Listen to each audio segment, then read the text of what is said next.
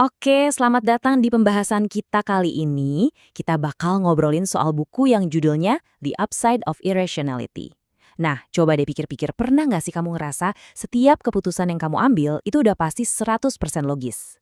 Kalau iya, siap-siap kaget ya, karena buku ini bakal ngebuktiin kalau dugaan kamu itu salah besar. Coba, jujur deh sama diri sendiri. Kamu yakin banget semua pilihanmu itu murni hasil pemikiran yang rasional? Dari hal sepele kayak milih kopi pagi ini, sampai keputusan besar kayak milih kerjaan. Jangan-jangan ada kekuatan lain yang nggak kelihatan, yang lagi ikut campur. Nah, disinilah kita kenalan sama Dan Ariely. Dia penulis buku ini, dan dia bakal jadi semacam pemandu wisata kita nih buat ngebongkar isi kepala kita sendiri. Siap-siap ya, kita bakal lihat betapa seringnya pikiran kita itu bertindak di luar nalar. Udah siap? Yuk kita mulai petualangannya. Oke, kita mulai dari arena yang paling kita kenal, dunia kerja. Tempat di mana kita semua mikir kalau logika dan, tentunya, uang itu adalah segalanya. Tapi ternyata nggak juga loh. Ini nih yang aneh tapi nyata. Ada yang namanya paradoks bonus. Kamu bayangin, dikasih bonus super gede, performa kerja malah anjlok. Apalagi buat tugas-tugas yang butuh kreativitas. Kok bisa? Ya bisa. Soalnya tekanan yang ketinggian itu malah bikin otak kita ngeblank, buntu total. Dan ini bukan cuma teori ngasal loh, beneran ada eksperimennya. Ternyata anggapan kalau makin banyak uang hasilnya makin bagus itu sering banget salah kaprah. Insentif yang kegedean itu malah bisa jadi bumerang yang ujung-ujungnya malah ngebunuh motivasi kita. Nah, ada istilah kerennya nih buat fenomena ini. Contra freeloading. Gampangnya gini, kita, bahkan hewan loh, itu ternyata lebih suka berusaha buat dapat hadiah daripada nerima gitu aja secara gratis. Kayaknya ada kepuasan batin tersendiri gitu pas kita ngerasa, wah, ini hasil jerih payah gue. Ini ngebuktiin kalau motivasi kita itu jauh lebih dalam dari sekedar angka di slip gaji. Coba deh bayangin, kalau kerjaan kita rasanya sia-sia atau hasil kerja keras kita nggak dihargain sama sekali, wah, semangatnya pas langsung hilang.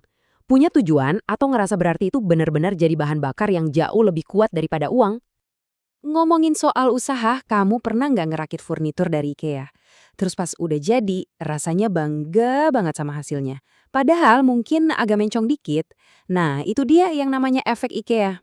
Secara psikologis, kita itu bakal lebih menghargai sesuatu kalau kita ikut capek-capek bikinnya. Usaha yang kita keluarin itu seolah-olah nambahin nilai buat barang itu di mata kita. Jadi, resep kebanggaan itu simpel banget kan? Pertama, kita keluarin usaha. Kedua, kita selesaiin tugasnya. Dan ketiga, kita nikmatin rasa puasnya. Makin gede usaha yang kita kasih, makin gede juga rasa puas yang kita dapat. Dan ini berlaku buat semua hal loh, dari kerjaan sampai sekedar hobi. Oke, dari dunia kerja sekarang kita pindah ke arena yang nggak kalah rumitnya, cinta. Pertanyaannya, gimana sih cara kerja otak kita yang irasional ini pas lagi nyari-nyari pasangan?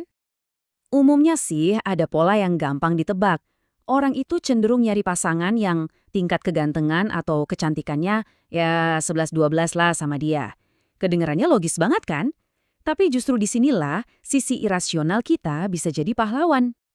Terus gimana caranya nemuin koneksi yang lebih dalam? Triknya gini, coba deh sengaja turunin sedikit standar fisik kamu. Terus fokus ke kualitas non-fisik yang justru lebih penting buat hubungan jangka panjang. Kayak apa?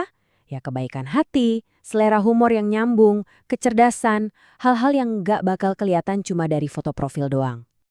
Nah, ini dia nih salah satu kelemahan terbesar dari aplikasi kencan online. Aplikasi itu seolah-olah mengubah manusia jadi barang di supermarket digital. Kita difilter berdasarkan data, tinggi badan, pekerjaan, hobi, kayak milih barang. Padahal kan koneksi antar manusia tuh jauh lebih ajaib dan rumit dari sekedar centang-centang checklist. Oke, kita geser lagi topiknya lebih luas. Sekarang kita ngomongin kehidupan sehari-hari. Gimana caranya kita bisa ngerti dan bahkan ngelola emosi kita yang kadang suka naik turun gak jelas ini. Kamu pernah ngerasa seneng banget atau sedih banget, tapi setelah beberapa lama, perasaannya balik lagi jadi biasa-biasa aja? Nah, itu namanya adaptasi hedonis. Anggap aja kita punya semacam termostat emosi di dalam diri yang bikin kita lama-lama jadi terbiasa sama hampir semua keadaan, baik itu enak atau nggak enak. Kabar baiknya, kita bisa loh ngehack adaptasi ini. Gini caranya. Kalau lagi ngalamin hal yang gak enak, kayak ngerjain tugas super ngebosenin, mending langsung hajar aja sampai selesai. Jangan dijedah, biar kita cepat terbiasa dan rasa gak enaknya cepat hilang. Sebaliknya, kalau lagi nikmatin sesuatu, kayak makan es krim favorit, coba deh kasih jeda. Makan dikit, berhenti, terus lanjut lagi. Interupsi kayak gini justru bikin rasa enaknya jadi tahan lebih lama. Oke, sekarang coba bayangin angka ini. 1 juta. 1 juta orang jadi korban kelaparan di dunia. Angka yang gede banget tapi jujur aja, rasanya jauh dan abstrak kan? Sekarang bandingkan dengan ini.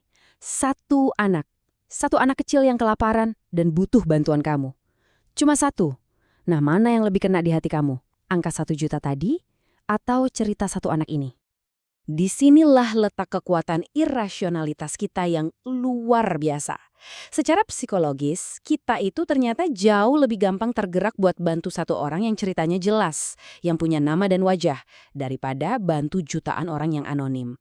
Fenomena ini disebut efek korban yang dapat diidentifikasi. Satu lagi yang perlu diwaspadai namanya self-herding. Ini tuh kondisi pas kita ngambil keputusan cuma karena kita ngikutin keputusan kita sendiri di masa lalu. Kita berasumsi pilihan dulu itu udah paling bener, padahal bisa jadi awalnya itu cuma iseng atau kebetulan aja. Hati-hati, keputusan kecil di masa lalu bisa otomatis jadi kebiasaan di masa depan. Jadi, setelah kita ngobrolin semua ini, apa dong kesimpulannya? Ternyata menjadi irasional itu bukanlah sebuah bug atau kesalahan dalam sistem kita. Justru sebaliknya, ini adalah fitur inti yang bikin kita jadi manusia seutuhnya.